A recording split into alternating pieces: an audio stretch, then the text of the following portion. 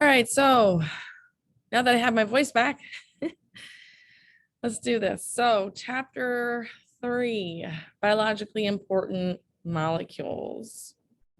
So I'm going to do the first two sections. The first section simply talks about carbon.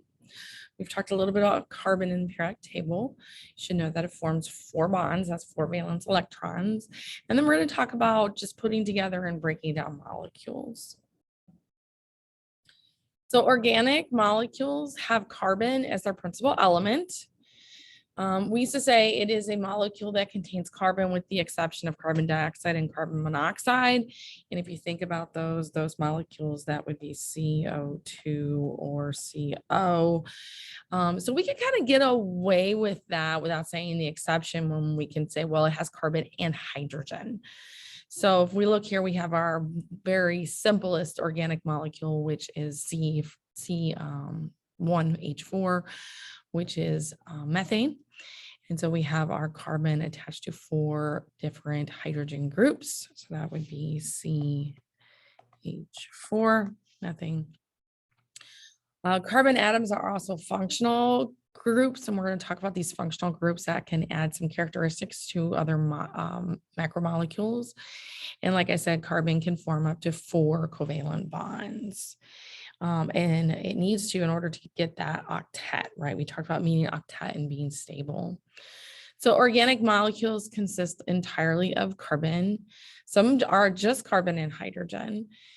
The atoms in carbon and hydrogens, they form covalent bonds and store a lot of energy. So fats are basically carbon and just hydrogen. They're long fatty acid tails. They do have an oxygen at the beginning, but the main component that gives us all the energy from fats are from the carbon and the hydrogen.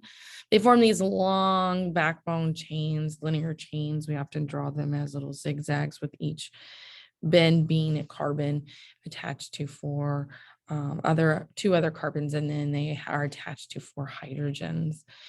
Carbons can form single bonds, they can form double bonds, or they can form triple bonds. And so here we can see we've got methane, ethane, and then ethene. And so we have our basic carbon CH4, which we already looked at. Here we have 2 carbons with 6 hydrogens, single bonded. In order to form that double bond here, we have to take off 2 hydrogens. And so now we have ethene. We change the ending from ane to ene when we have a double bond. And if you take organic chemistry, you'll learn how to name all these molecules. And then we, of course, have different shapes associated with the bond angles that they form, again, to maximize their distance with their electrons and to minimize that distance with their protons, but to also get to meet octet, to be at the lowest state of energy. We also have this thing called isomers, and isomers are when you start getting carbon atoms that are larger than 3, we can put them in different arrangements. And so they have the same chemical formula.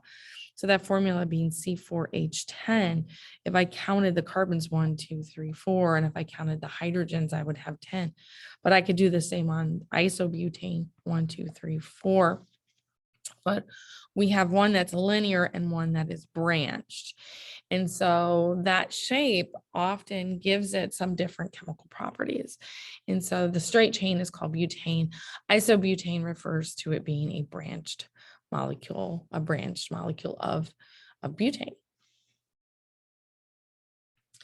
Carbon is functional groups. We have different functional groups that give things their own property. We know that cholesterol is used for the bases of 2 of our sex hormones, estrogen and testosterone.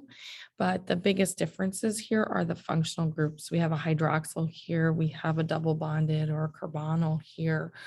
And then notice we still have the same functional groups up here.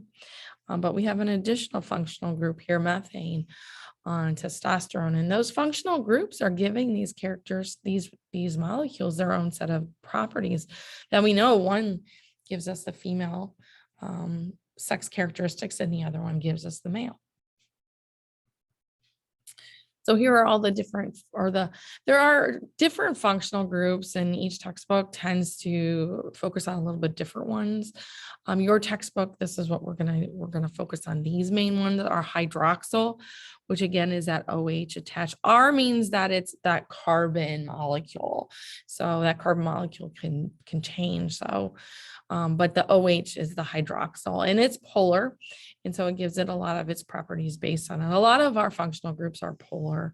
Methyl, of course, in the second one I talk about, it's not. So, but this one is nonpolar. It's pretty much the only one that's not nonpolar. It's our methyl group. That's our CH3 off of, again, our carbon side group.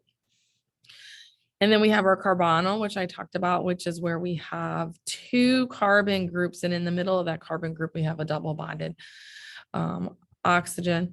And then we have our carboxyl, which we have our double bonded carbon, but we also have a hydroxyl. So it's a little different. We have our double bonded carbon and an OH group. So that's our carboxyl group.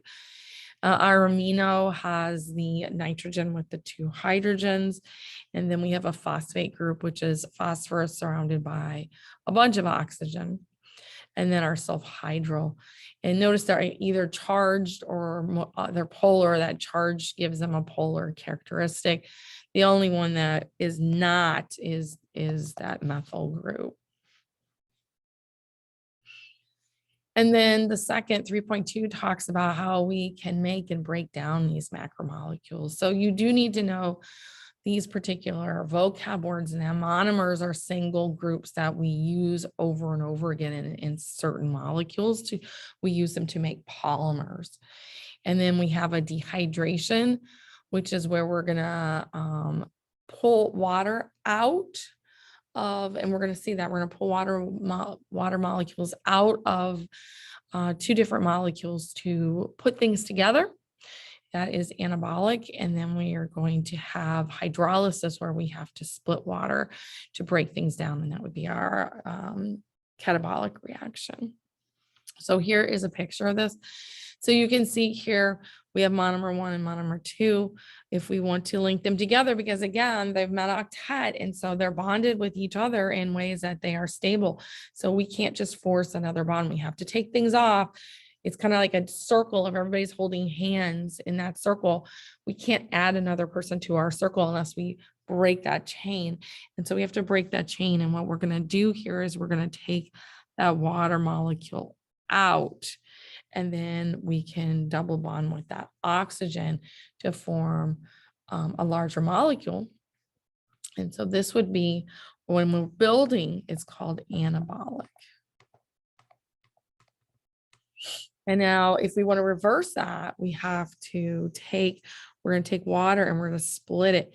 We're going to split it into an OH and an H.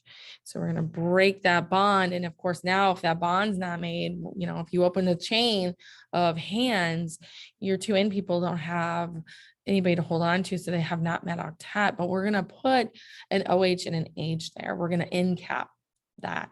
So we're going to give them something to hold on to meet octet. And this would be catabolic.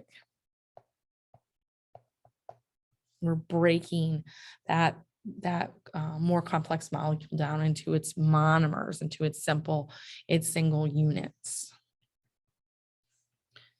So the hydrogen, like I said, of one monomer combines with the hydroxyl group of another.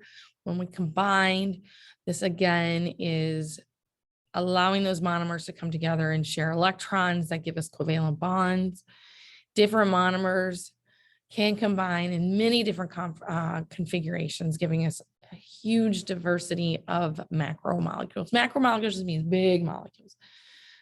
Alternately, the same kind of monomers can be used to come together and form different polymers. For example, starch, glycogen, cellulose, and chitin. And we're going to talk about those when we get to the remaining of this chapter. We're going to talk about all these different macromolecules. Dehydration, we're going to use that with the help of enzymes to break things down, to put things back together.